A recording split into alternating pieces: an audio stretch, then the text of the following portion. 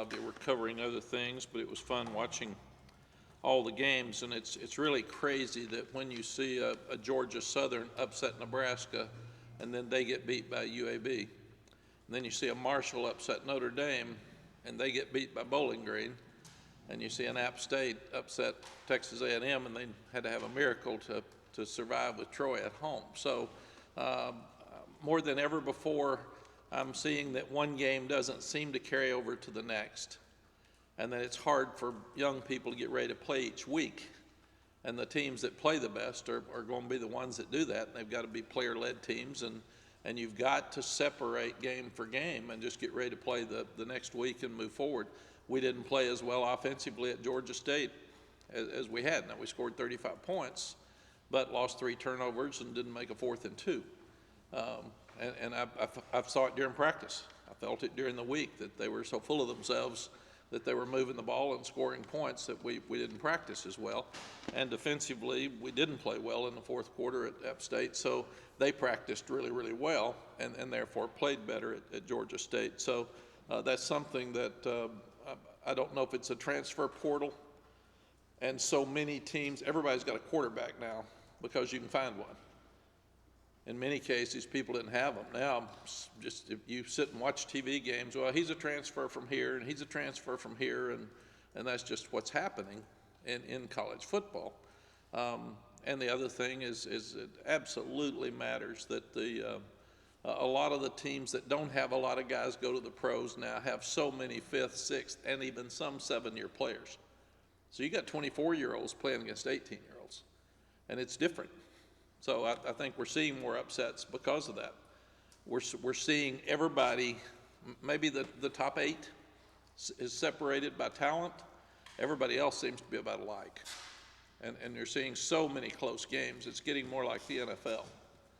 And each week you're coming down to saying, I can't believe this game's so close. And that's why coaching matters. Guys have to do little things right. It's become a game of inches more than ever before. And it makes it fun, it makes it challenging, but also it's we're not shocked in anything anymore. You better get ready to play every week. Eastern Michigan goes to Arizona State and wins. I mean, it's Arizona just barely beats North Dakota State. I mean, it's every week. It's just amazing to me. I put up the scores yesterday for the guys and said, why can't we play hard every week? What is in the DNA of the teams that, and most of the ones that do are the ones that have so much depth that they're fresh. But that's just where we are in college football. Very proud of the 2 road wins. It's interesting that we talk so much about something when it's not good.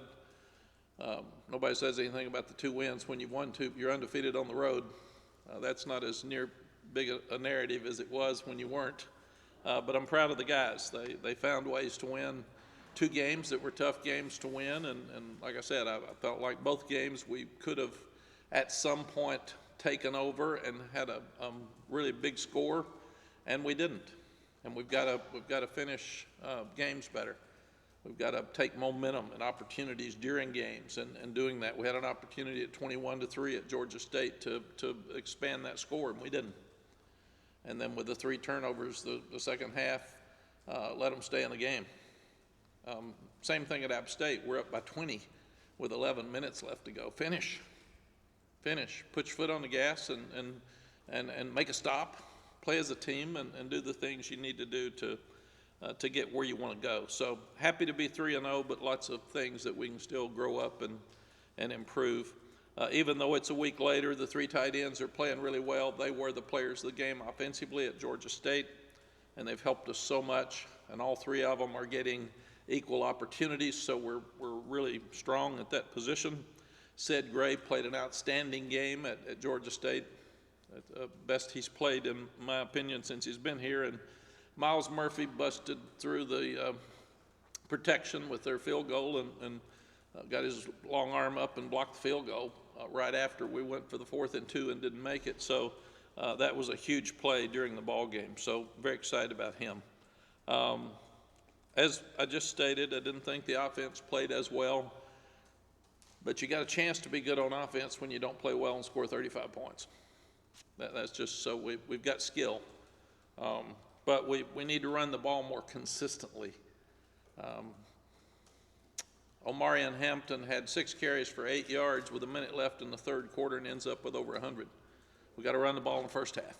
And I know the better teams run the ball better in the fourth quarter, but we can't come up second and long. We've got to do a better job on our first downs and just be more consistent with our running game.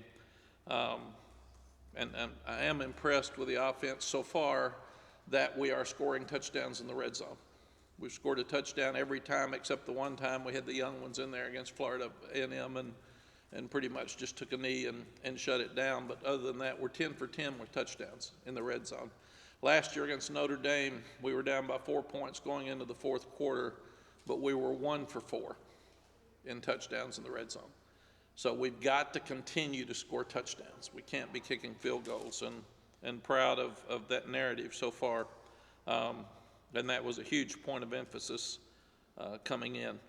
Defensively, we've got to do a better job stopping them on first down so we can get more turnovers. We're still not doing as well on early downs, and that's where you force your turnovers.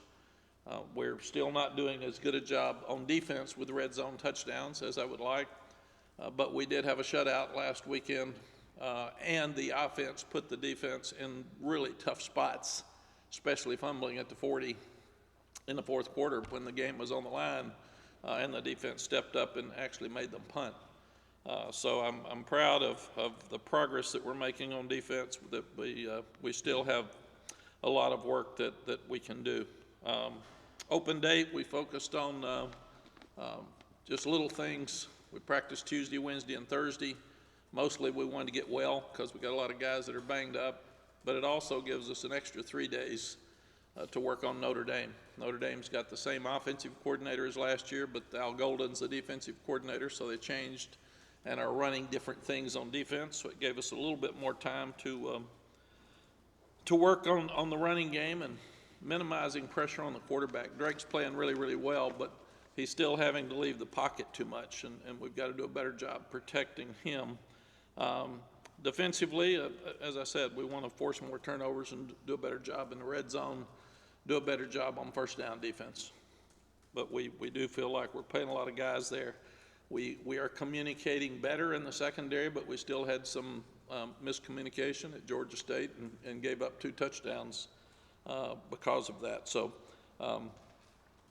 excited that every day that we get a chance to work with the new coaches on defense and the players, that they are starting to improve in a lot of areas. Don Chapman will remain on the team. He never left the team, but he did not travel to Georgia State. And with the information that we've gathered over 2 weeks, we feel like that he should stay on the team, and he will play this weekend. If some other information comes up, obviously, that is different than what we've learned, then we would look at it closely and see if that changed the narrative. Excited about this weekend. Great crowd with Notre Dame coming in. They're a national brand. They're an outstanding team. They had a big win against Cal on Saturday. So it should be a great weekend and a lot of fun. We've been in a position the last 2 years. We were down by 7 here 2 years ago, and they ended up scoring with about 5 minutes left to beat us by 14. We didn't make a first down the second half. We've been really good around here offensively. They completely shut us down better than anybody that we've played since we've been here. And then last year we were down by 4 with a chance to win, and they broke a 91-yard run, which you just can't have happen.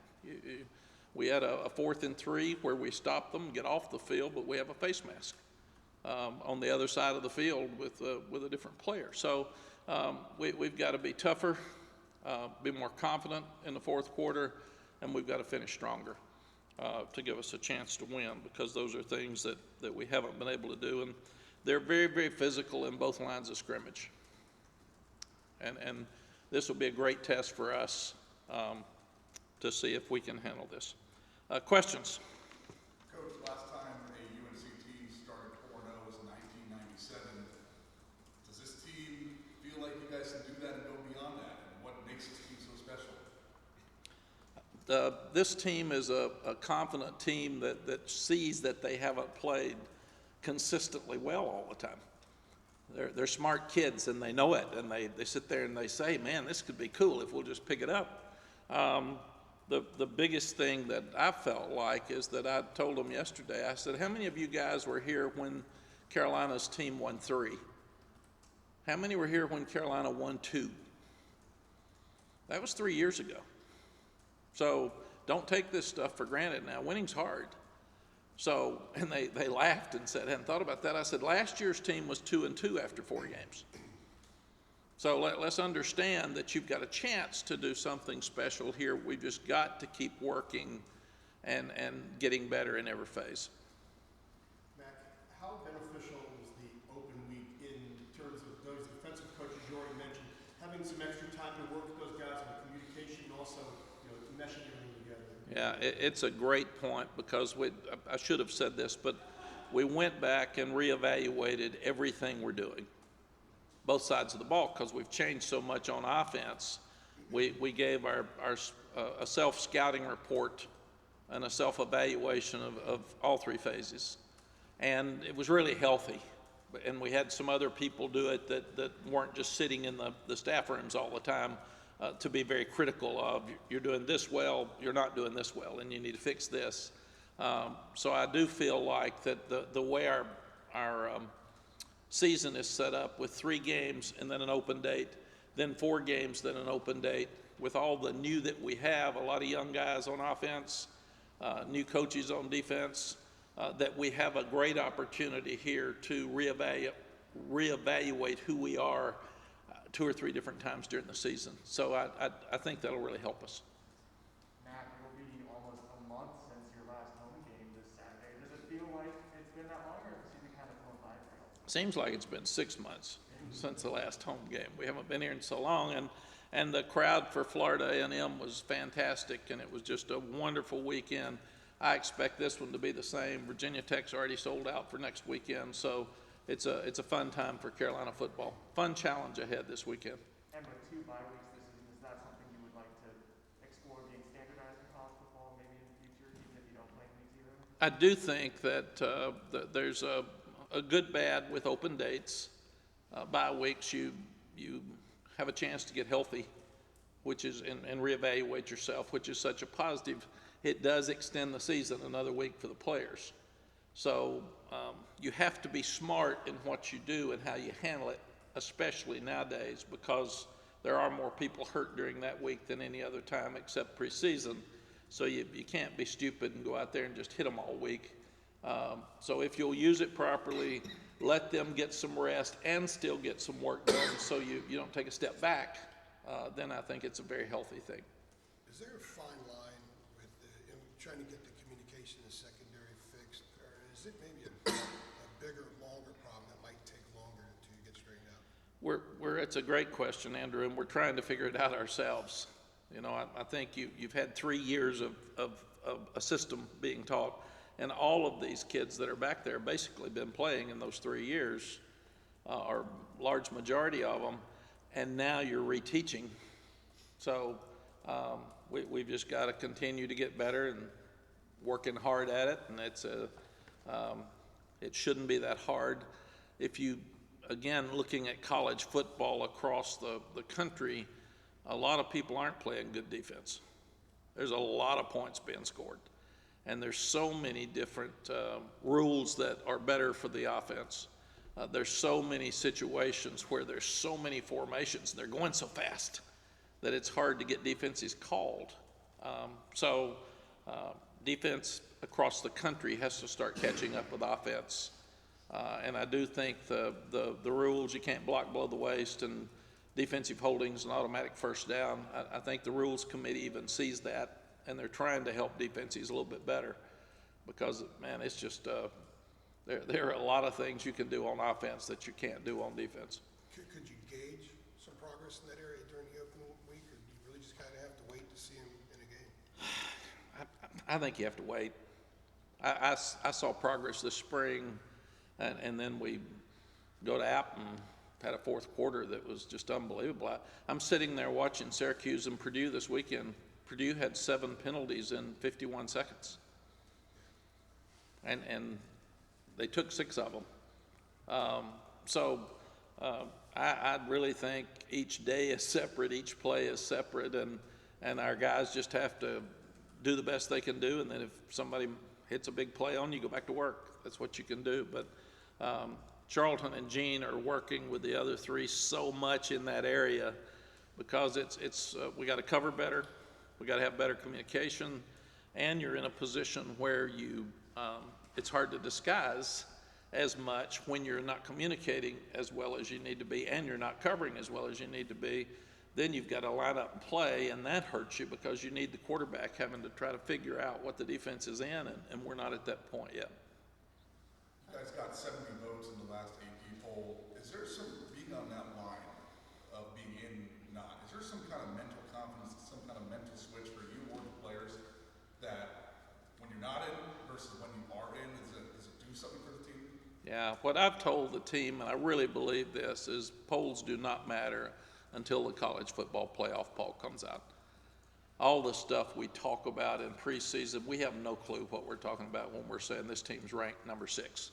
Just like us last year. We weren't the 8th best team in the country, but we were for a month till we played. So I don't talk about or even look at polls until college football comes out in the middle of October or later part of October, somewhere in there. That's when we have enough valid information to start picking teams. We're just picking them now for fun. Like I said, when I worked with ESPN, they were asking us after the national championship game, pick your 4 teams for next year that are going to play for the national championship. I'm saying, I don't have a clue, man. Just pick 4. Just pick 4. Just do that. You need to put it out there. So let's make sure that there's valid reasons that we're picking teams before we start picking them. You said you had some other people in the rooms that aren't typically there when you were doing the reevaluation process. Who were those people, and kind of what was the response from the players, maybe just getting a different voice? Yeah, it's people in the building. They're always around, but it wasn't just the coordinators. And then they would sit and study it with them. Mack, I'm fishing here, but do you have any background with Marcus Freeman? Have y'all paths crossed at all? No, I really don't. I've admired him, and they did such a tremendous job at Cincinnati before he went to Notre Dame, and he's got a great future ahead of him. But I don't know him really well. I spoke to him before the game last year. I've known Brian Kelly forever, and we coached together in some all-star games. But I do not know Marcus very well. But everything I've heard has been first class. How important or valuable is it to get Notre Dame on the schedule without you guys really having to schedule that game? Obviously, a home game, I think, is sold out already.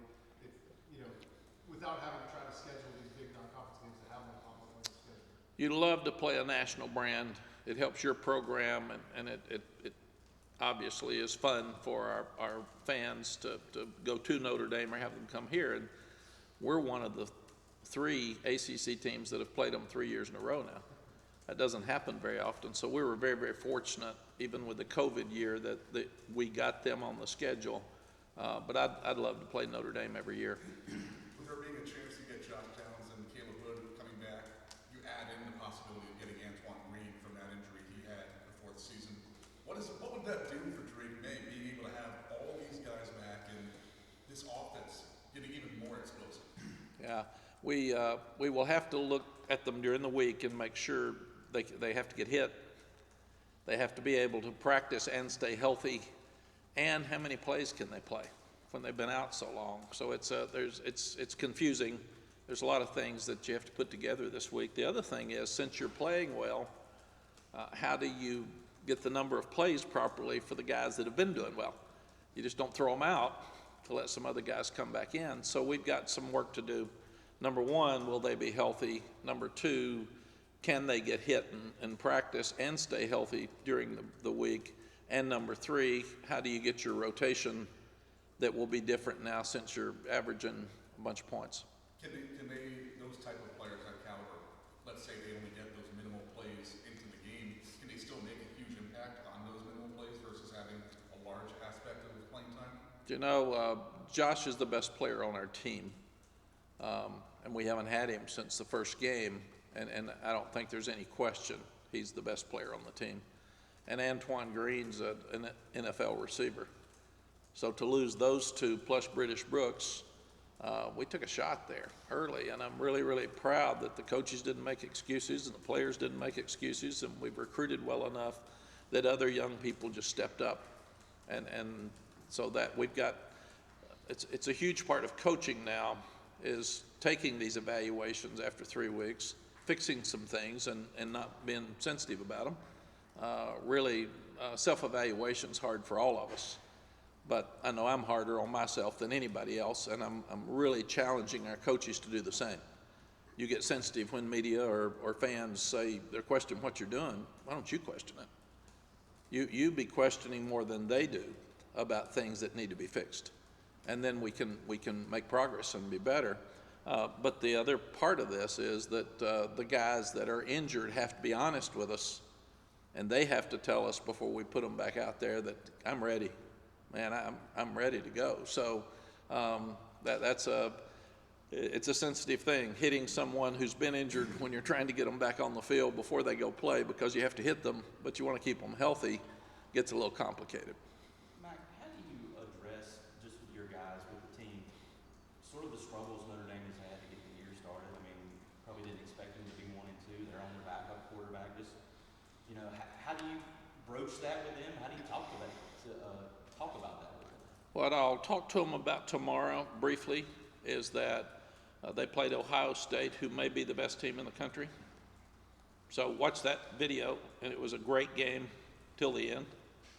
And don't take that for granted. And then I don't think there's any question they would tell you they weren't as excited about Marshall.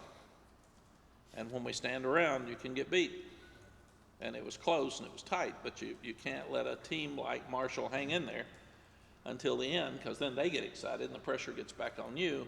And then with a new quarterback, they beat Cal on Saturday. So they're really a team in my mind that's 1-1 and played one of the best teams in the country in Ohio State. And there was a learning process with that second game. So I think it's the same old Notre Dame. They're going to run the ball and be physical and not make many mistakes. And they're really strong in both lines of scrimmage, and the quarterback played much better the second half. And he's a guy that we have known in the past that's very talented. But you're going to have to play a great game to beat Notre Dame. I maybe spelled out their scheduling philosophy. Have you thought at all about how the playoff and maybe an automatic berth for the ACC would change that philosophy at all? I haven't thought enough about it. The one thing I don't like about what we're doing with college football right now is there's just some decisions being made without having all the information available. I thought the transfer portal, we're trying to fix things 3 years later. The NIL, we got no clue. We're trying to fix some things there, and we really don't know what to fix. We know our problems, but we don't have an answer, is what I can tell. And we all know we need one. And we all know that there's something that can be done, but then you get into all the political ramifications, the legal ramifications. You want players to get money, but you want there to be guidelines so it doesn't get an imbalance in recruiting for college football and ruin our game. And now here we are with playoffs the same. Some think it should be the conference champion. Some think that you can play better out of conference games if there's a 12-team playoff, because you won't get knocked out by losing one game. And we have a sport where 120 guys are on your team basically, and 11 get to play at a time. So I told the guys the other day that it was so amazing. The sport of college football is so amazing because we've got 120 guys in this room, not counting staff, and all of you are from different backgrounds, different races, different religions, different economic backgrounds, different parents. Some have no parents, some have one, some have a grandparent that raised you. And we all have to get together and be a family. And then I said, and let's say that we play a third of you during a game of the 120, 2/3 of you don't even get to play. So trying to keep morale with a group where 2/3 don't get to play that are all different is even crazier. So what college football coaches and kids do and staffs, to me, are absolutely amazing to put all this together and give us the enjoyment of watching on Saturday. It really amazes me that it works, and it works across the country. And the ones that have the best players have the best teams, and the ones that have the best players have the most depth, and they all are happier. So it all works. But I think the biggest thing for me with the playoff will be making sure that we take care of the players and the parents. Because we're going to ask them to be out there longer. Football's a dangerous sport. We're going to ask them to play more. So we're paying them for NIL. What happens now with playoffs? Are you going to pay 12 teams? What happens to the bowl games? Do some get incorporated into the 12-team playoff? And then what happens to the others? And people are saying now, well, bowl games aren't important anymore. Well, they are to the teams that can't get in the playoff. Say, well, some kids opt out of the bowl games. That's their right. That's their choice. And if you're going to pay for the playoffs, are you going to start paying kids to play in bowl games? So I still think we've got a lot of things that need to be answered. Does the conference champion get to go? Does he have to be rated at a certain point? Do you still play 12 games? What happens to FCS? They need money. So do they still play? Does Western Carolina still play Carolina? What happens there? What happens to Group of Five? Does Group of Five, do they have their own playoff at some point? Or do they sit and, you have to be the highest rated team in the Group of Five, but does that team have to be rated in the top 12 to get to come?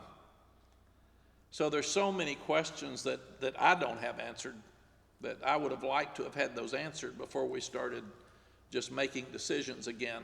But that seems to be what we're doing is we're making decisions and we're fixing them. Mack, on the defensive side of the ball, you obviously haven't played against Georgia State, but what did you want to see out of them maybe last week just during the bye, turning the corner into this week, and what have you seen? Did what you want to see match up with what you have seen? Yes, Adam, I was surprised that we haven't played more consistent. We're more of a base defense now than we were the last 3 years. And in some cases, we've gone back and looked at every play and every explosive. And sometimes we're just in the wrong gap. I mean, a defensive lineman dominates the offensive lineman, but he knocks him so far back and he sticks his head on the wrong side and there's a 20-yard run. So same with the linebackers. So we've really challenged the guys to get where you're supposed to be. That's the discipline part of football, and our secondary problems have been obvious. So we've got to continue to get better there. Cam Kelly's playing the best he's played. I thought Tony Grimes played well at Georgia State. He had one bad play, I think, that gave up a big one. But and some of it's eyes, some of it's the fact that we're jumping things instead of staying with patience and confidence where we should. And we've been very inconsistent on defense. So that's for us to get where we need to go. We've got to get better in that area.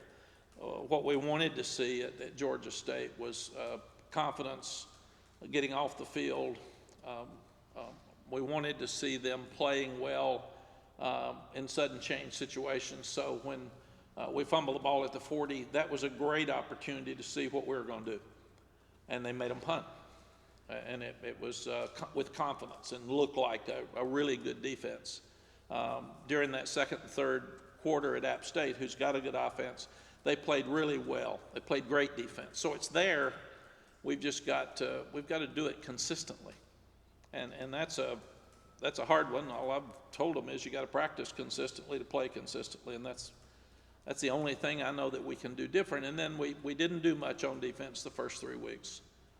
So Gene can talk to you about it, but we'll start doing more.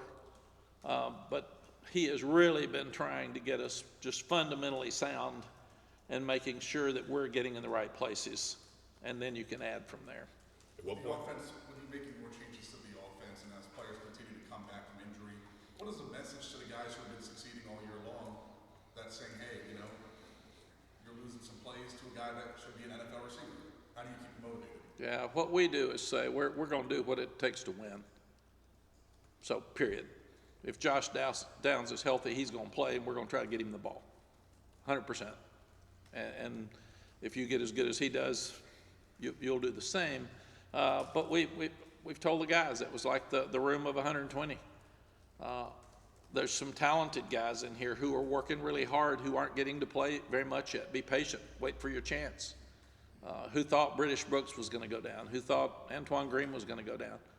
And it sounds like a cliche, but the statement of next man up is really true in college football more than any, because football players get hurt more than a lot of other sports.